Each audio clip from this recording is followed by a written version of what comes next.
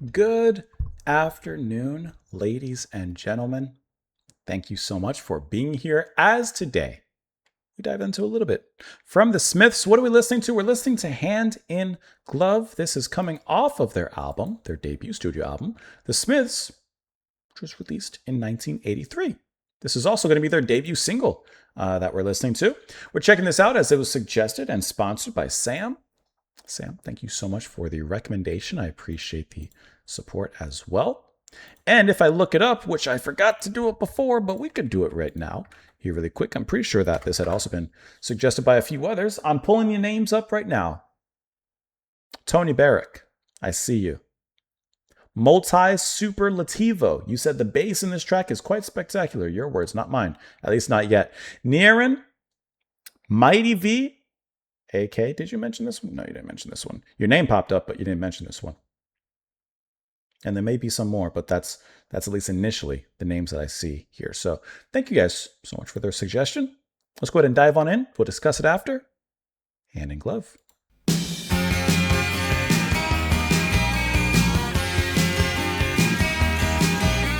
Well, that's a single artwork. You can't see it, but I do.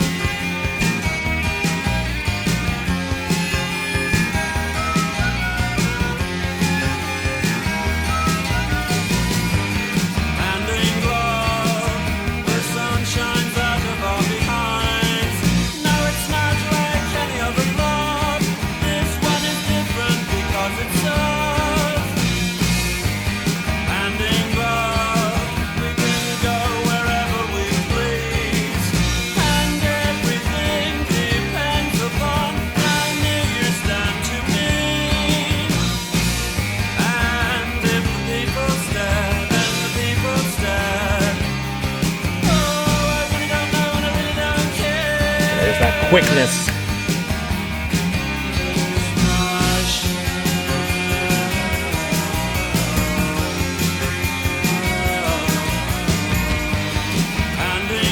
Some interesting guitar stuff happening there, it sounds like.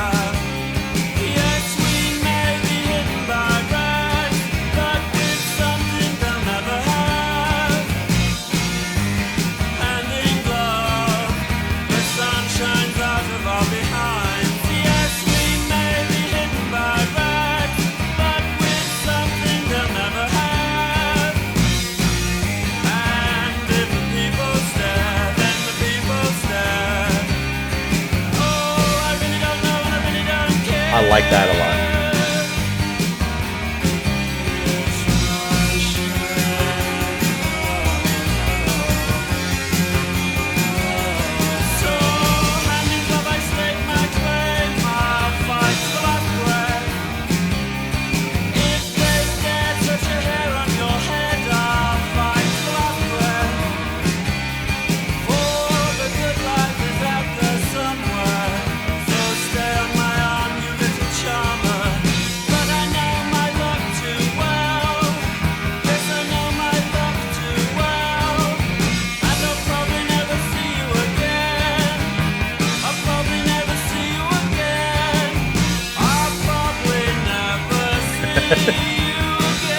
He's really reiterating that point.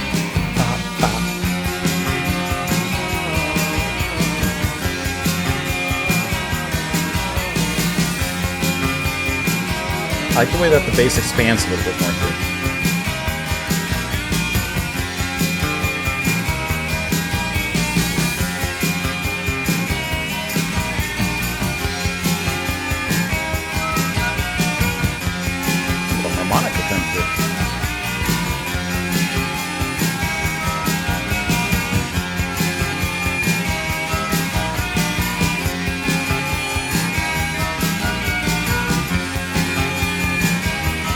It's almost like the harmonica's pulling it down a little bit there. Okay, now before I talk about it, Sam, you did say that there's another version as well, the single version. We just listened to the album version, so let me pull up the single version. I got it pulled up. Let's compare a little bit. Hopefully it's the right one, I think.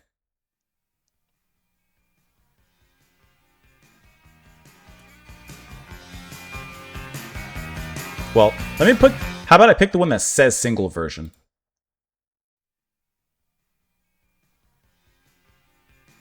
I mean, it's starting off the same as the just one we just played, so maybe. Okay. Maybe. At least this one says it. And it's a little shorter.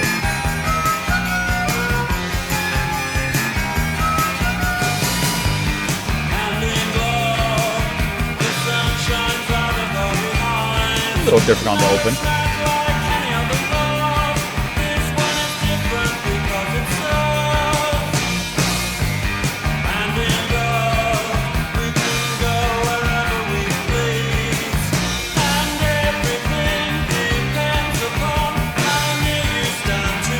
Pretty much moves the same way.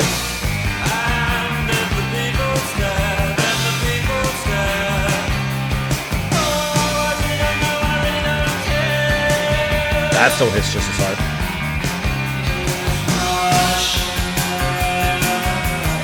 Bass is still going out there.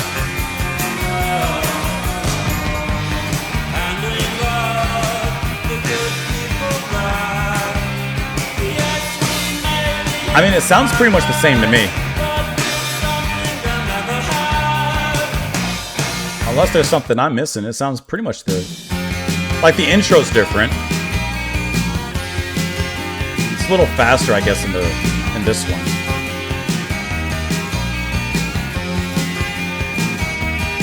I was curious. Okay, that comes in a little later. This fades in.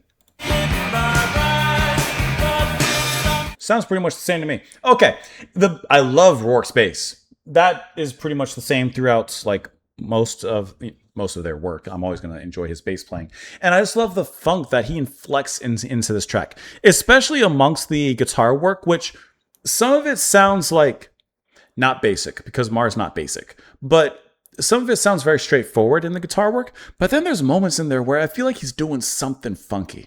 Like there's something about the sound at certain points that I feel like he's experimenting a little bit more than usual. But I can't say exactly what he's doing. But what I can tell you is that when Mars kind of laying down this more straightforward part, Rourke is the one that's bouncing around. He's going up and down on the fret. He's playing to the audience. He's grooving out on stage. He's high stepping up there. And I love to hear it. I love seeing him like do that and hearing him move across the bass like that because he does it so effortlessly.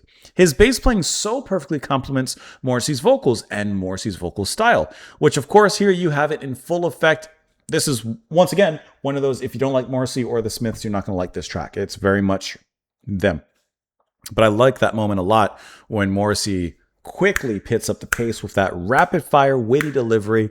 And that's just like a quick machine gun shot within the delivery from his particular vocals. The drumming is nice as well. Like this is all just a really great track. And especially as the debut from the band, the debut single, I think that this is extremely impressive. You also have a little bit of harmonica, of course, there in the beginning and a little bit more throughout and at the end. Like that just kind of bookends everything.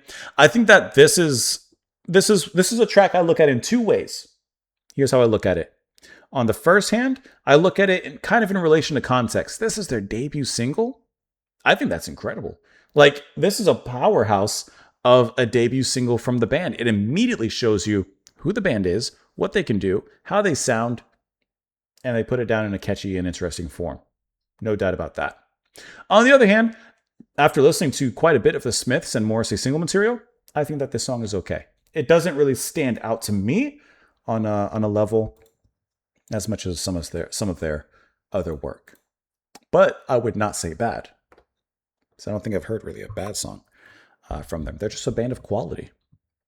Hand in Glove, The Sun Shines Out of Our Behinds. No, it's not like any other love. This one is different because it's us, hand in glove. We can go wherever we please, and everything depends upon how near you stand to me. We can go in wherever we want, do what we want, but how far we go depends on how close you stand to me. Okay. And if the people stare, then the people stare. Oh, I really don't know, and I really don't care. Kiss my shades. Okay, so that's good. Not worrying about what other people think. I like it. Hand in Glove. The good people laugh. Yes, we may be hidden by rags, but we've something they'll never have. Hand in Glove. The sun shines out of our behinds. Yes, we may be hidden by rags, but we've got something they never have. When I see hand in glove, I'm thinking of like the phrase hand in hand, like they're walking hand in hand, as apparently, that's kind of what's inferred from some of the lines here. but it's hand in glove. There's still something hidden there. So hand in glove, I stake my claim, I'll fight to the last breath. If they dare touch a hair on your head, I'll fight to the last breath.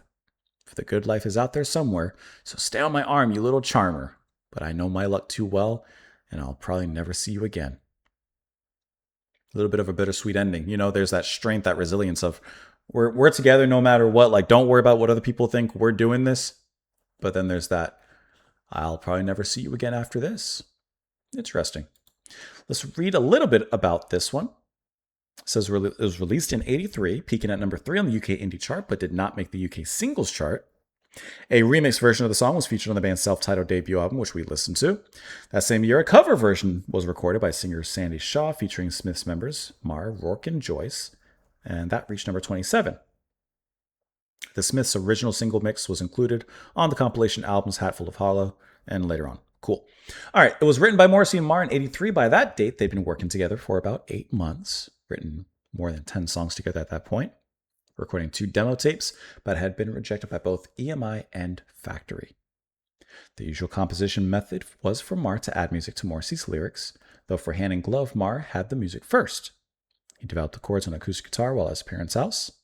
Unable to record the music there, Marr's girlfriend drove him to Morrissey's house while he continued to strum the guitar, altering with suggestions. I like that. Got to keep the idea going, this and the inspiration going.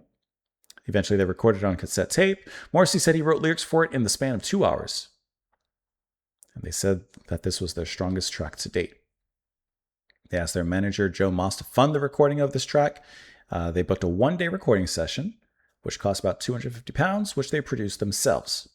Morrissey claimed years later he was dissatisfied with his vocal and returned a week later to re-record his part, the day after which the entire group traveled to London. Okay. Over Simon Goddard, that was not until 1983 that Marr and bassist were... Okay, so it goes on from there.